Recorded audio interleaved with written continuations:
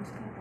Dalam kesempatan kali ini, kelompok kami akan mempresentasikan tentang Moluska. Ada 7 pokok pembahasan yang akan dibahas dalam video kali ini.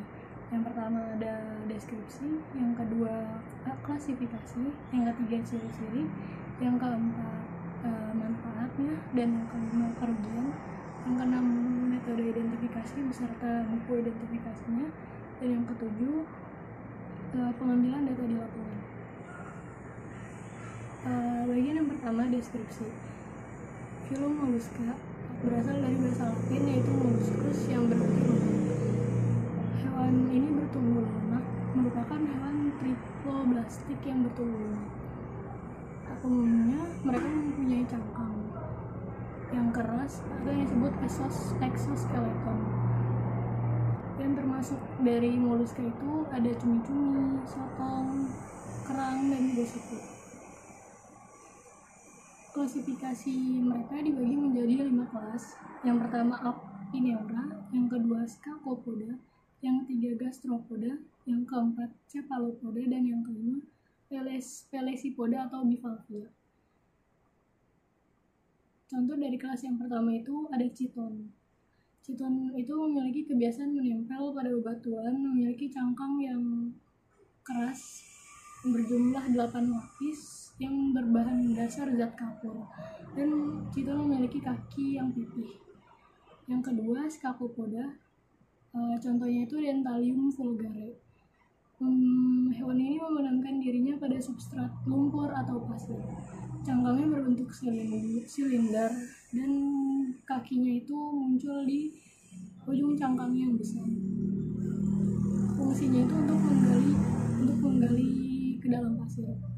Yang ketiga ada kelas Gastropoda, contohnya Fissurella.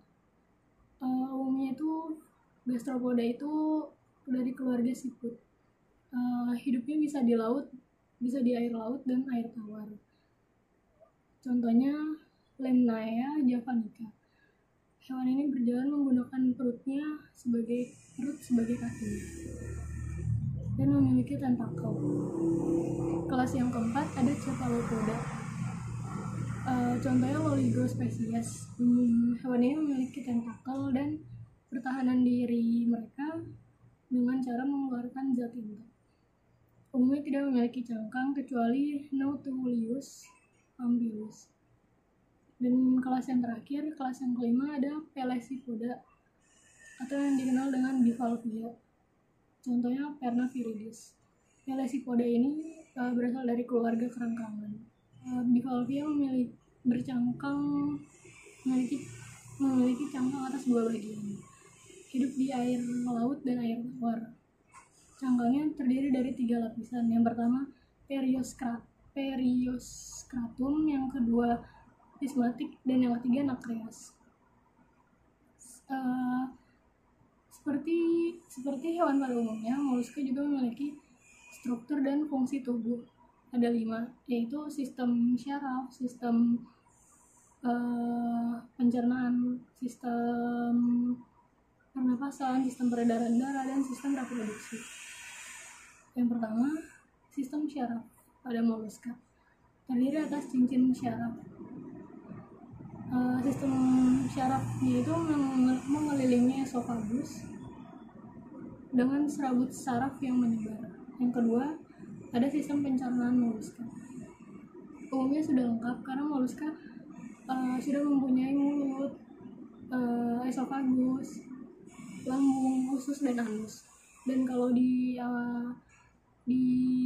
moluska itu ada namanya radula atau lidah bergerigi yang digunakan untuk melumatkan makanannya. Dan yang ketiga itu sistem pernapasan. Moluska memiliki sistem pernapasan yang bernama Ctenidia atau sepasang insang. Beberapa dari hewan moluska ada yang bernafas menggunakan paru-paru dan ada yang insang. Yang keempat, sistem peredaran darah. Sistem peredaran darah pada moluska itu terbuka, yaitu darah tidak melalui pembuluh darah, tetapi melalui sinus darah atau sinus darah itu rongga di antara sel dalam organ. Jantung moluska itu terdiri dari dua serambi atau aorta dan sebuah bilik atau ventricle yang terdapat pada rongga perikardium. Yang kelima, sistem reproduksi. Moluska berreproduksi secara seksual dengan organ jantan dan organ betina yang terpisah. Pada individu lainnya, ada beberapa moluska yang bersifat hermafrodit. Pembuahannya dapat dilakukan secara internal ataupun eksternal dan menghasilkan telur. Sekian dari saya. Perkenalkan, nama saya Arsi Suganda. Di sini saya akan menjelaskan tentang ciri-ciri moluska. Ciri yang pertama itu merupakan hewan multiseluler yang tidak mempunyai tulang belakang dan bertubuh lunak. Jadi moluska itu dia mempunyai banyak sel atau multiseluler. Yang kedua, habitatnya di air maupun di darat. Yang ketiga, merupakan hewan triploblastik selomata. Jadi mempunyai rongga tubuh sejati. Struktur tubuhnya simetris bilateral. Organ ekspresinya berupa nephridia atau fungsinya sama seperti ginjal. Memiliki radula atau lidah bergigi. Hidup secara heterotrof. Jadi si moluska ini tidak bisa menghasilkan makanan sendiri, yaitu butuh organisme lain. Tubuh dilapisi lendirnya. Kenapa tubuh dilapisi lendir? Tadi si moluska ini mempunyai multiseluler atau mempunyai banyak sel. Yang selanjutnya ada manfaat moluska. Yang pertama itu sumber makanan berprotein tinggi. Contoh dari moluska yang mempunyai sumber makanan berprotein tinggi ini ada cumi-cumi. Yang kedua setong, yang ketiga tiram. Sebagai perhiasan, si cangkang moluska ini bisa digunakan untuk perhiasan karena mempunyai motif atau estetika yang tinggi. Yang selanjutnya ada bahan baku terasa. Jadi si cangkang moluska ini biasanya digunakan untuk lapisan dinding bangunan atau rumah seperti itu. Yang selanjutnya ada kerugian si moluska ini. Yang pertama itu bisa merusak bangunan kapal. Ada jenis moluska namanya itu Pteridona pallis. Dia itu tubuhnya seperti udang. Dia itu bisa memakan kayu, otomatis dia itu bisa merusak kapal di laut. Yang selanjutnya moluska itu musuh petani. Kenapa disebut musuh petani? Nah, jenis moluska itu yang bisa merusak tumbuhan petani itu ada bekicot. Bekicot itu memakan tumbuhan petani seperti padi, jagung, dan lainnya. Memakan moluska secara berlebihan. Kenapa memakan moluska secara berlebihan? Karena dapat menyebabkan cacingan. Jadi si moluska ini perantara dari inang cacing. Jadi seperti itu. Terima kasih. Di sini saya akan mencoba menjelaskan mengenai metode identifikasi. Identifikasi yang dilakukan dengan menggunakan buku Siput dan Kerang Indonesia yang dijadikan sebagai rujukan dalam identifikasi jenis gastropoda yang ditemukan di lokasi penelitian.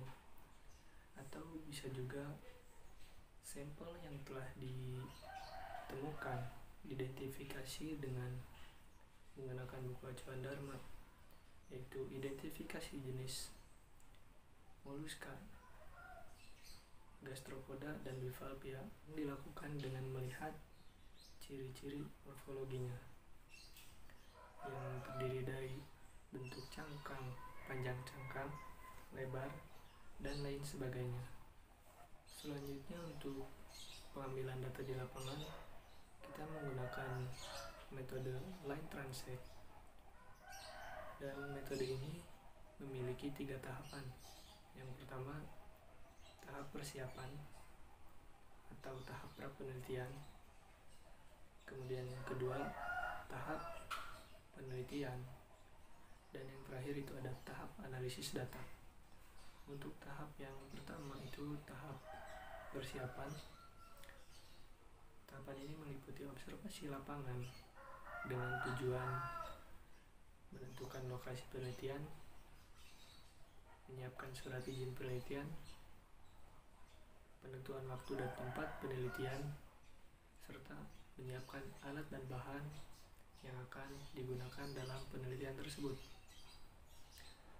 Di antara alat dan bahan yang harus dipersiapkan adalah yang pertama, membuat garis transek untuk 6 garis atau stasiun, karena setiap garis bisa dibilang sebagai stasiun dengan panjang kurang lebih 50 meter dari bibir pantai. Kemudian yang kedua, membuat kuadrat dengan ukuran luas 50 x 50 cm persegi yang terdiri dari 5 kuadrat di setiap stasiun. Kemudian yang ketiga, menyiapkan alat pengukur faktor klimatik serta menyiapkan perlengkapan keselamatan kerja lapangan. Kemudian tahapan yang kedua adalah tahap penelitian.